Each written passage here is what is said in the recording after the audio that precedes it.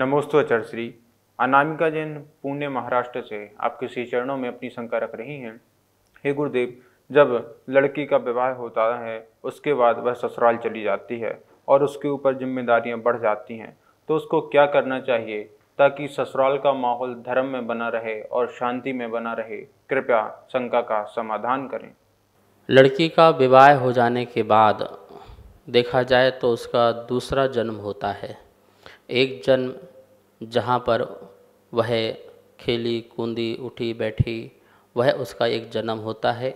दूसरा जन्म उसका जब होता है, जब विवाह होता है और वो घर में जाती है, जिसे लोग कहते हैं अपना घर। बचपन से ही उसके कान में ये बात डाली जाती है कि बेटा ये तेरा घर नहीं है, तेरा घर तो वह है जहाँ पर तेरे को अपना असली जीवन जीना है, पति के साथ, आगे अपने सास ससुर के साथ और बच्चे को साथ, वो तेरा असली घर है। तो उसके मन में ये रहता है कि सचमुच ये मेरा घर नहीं है, मेरा घर तो वहाँ है, और वहीं उसका दूसरा जन्म होता है। तो देखिए, जब आपने दूसरा जन्म ले ही लिया है तो आपको फिर ससुराल को ही अपना घर समझना चाहिए। आपके जो सास ससुर हैं उनको सास ससुर नहीं, माता पिता ही समझना चाहिए कि ये मेरे माता हैं और ये मेरे पिता हैं। ननंद को जो समझना चाहिए ये मेरी बहन है, देवर को समझना चाहिए ये मेरा भाई है। जब आपके अंदर ऐसा भाव आएगा तो वहाँ पर अपनापन होगा। जब अपनापन आएगा तो किसी प्रकार से न लड़ाइयाँ होंगी, न झगड़े होंगे, न बेमनस्ता होंगे, न कोई द्वंद्व होगा, न कोई युद्ध होगा। लेकिन यदि आप वहाँ पर जाके समझते हैं मैं यहाँ पर बहू हूँ, ये मेरे सास ससुर जी हैं, ये मेरी ननंद है, ये मेरे देवर हैं, तो इस प्रकार से जब आपके अंदर ये मन भेद रहता है तो आप वहाँ पर एडजस्ट नहीं हो पाते हैं। और जब एडजस्ट नहीं हो पाते हैं तो किसी प्रकार की जो खुशियाँ मिलना चाहिए वो खुशियाँ नहीं मिल जाती हैं। मैं तो कहता हूँ कि जब आप उस घर में जाते हैं तो अपने मायकों को बिल्कुल भूल जाना चाहिए। आप जब अपने घर जाएं तो खूब बातें करें, खूब अपनी बातें बताएं, मिलें जुलें, रोना धोना जो भी है, हंसना, सब कार्य करें।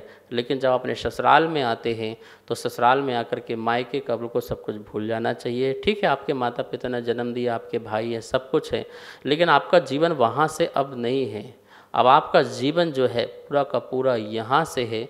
तो यहाँ के परिवार को ही अपना परिवार मानो तो यहाँ पर स्वर्ग बनेगा, यहाँ पर सुख मिलेगा, यहाँ पर शांति मिलेगी। दुविधा कब होती है? जब हमारे शब्दों में अंतर आता है। हमारे पिताजी हैं और ससुराल के पिताजी हैं। एक पिता और एक पिताजी हैं, एक माता और एक माता जी हैं। तो हम वहाँ पर जी तो बोलते हैं लेकिन वो भाव माता पिता वाला नहीं होता है। आपको बिल्कुल यही फीलिंग करना है कि यही मेरे माता पिता हैं। मेरा जन्म जहाँ दूसरा हुआ है तो वर्तमान जहाँ है तो उस वर्तमान को ठीक रखना है ना।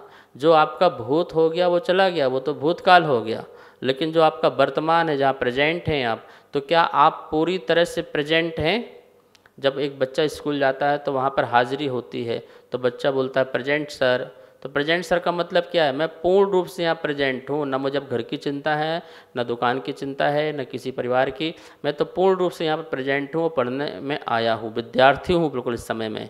मैं इस समय कोई किसी का बेटा नहीं हूँ, किसी का बालक नहीं हूँ, विद्यार्थी हूँ। और आप ही टीचर जो है मेरे माता पिता हैं। तुम्हें माता तुम्हें पिता, ऐसा बोलते हैं ना बच्चे भी कि टीचर ही मेरे माता पिता हैं इस समय। तो ऐसे ही मेरे ससुराल पक्ष के जो ससुर हैं सासुर हैं ये मेरे ही माता पिता हैं। ननंद जो है वो मेरी बहन है, देवर मेरा भाई है। इस प्रकार का विचार आता है तो मैं कहता हूँ वहीं आपको सुख शांति समृद्धि मिलेगी और ऐसा ही भाव होना चाहिए। नमोस्तु श्री विकल्प जैन बालाघाट से आपके श्री चरणों में अपनी शंका रख रहे हैं। हे गुरुदेव, हर एक प्राणी को अपने किए हुए कर्म के अनुसार फल मिलता है, तो फिर हमें उसकी सहायता क्यों करनी चाहिए? क्योंकि उसको तो उसके कर्मों का फल ही मिल रहा है। तो कृपया मेरी शंका का समाधान करें। ये बात बिल्कुल निश्चित है कि प्राणियों को जो कुछ भी फल की प्राप्ति होती है वो कर्म के उदय से ही होती है। बिना कर्म के उदय से कोई फल की प्राप्ति नहीं होती है।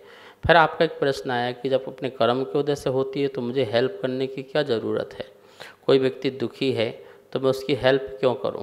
कोई व्यक्ति बहुत परेशान है तो मैं उसकी सहायता क्यों करूं? क्योंकि वो दुखी और परेशान तो अपने कर्म के उदय से ही है। भैया, यदि आप किसी का उपकार कर रहे हैं, किसी की सहायता कर रहे हैं या सहयोगी बन रहे हैं, तो वो भी तो कर्म का ही उदय है।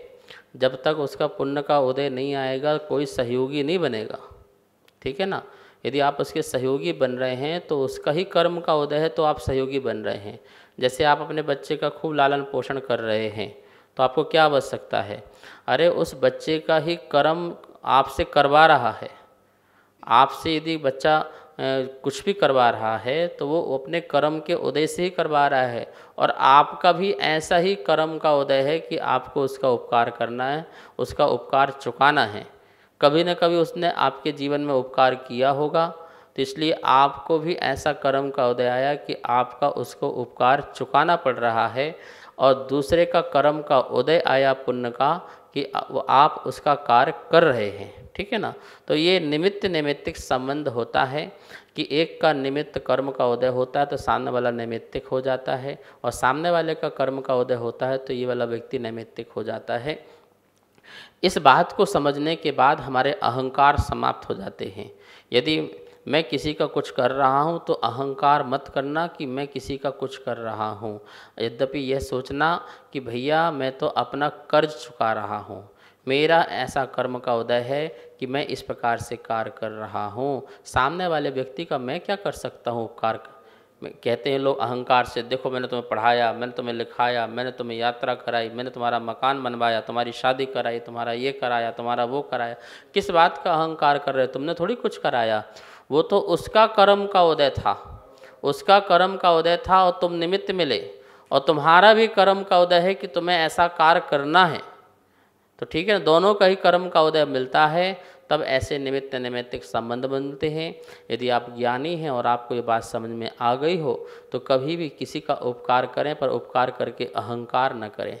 किसी का हेल्प करें, किसी की सहायता करें, किसी का सहयोग करें, तो यही समझना कि ये मेरा अपना कर्म का जो था उदय के कारण मुझे ऐसा करना है, और सामने वाले का पुण्य का उदय है जिसके कारण मैं ये कार्य कर रहा हूँ, जिससे आपका अहंकार भी नष्ट हो जाएगा और सिद्धांत जो कहता है वो भी सार्थक हो जाएगा।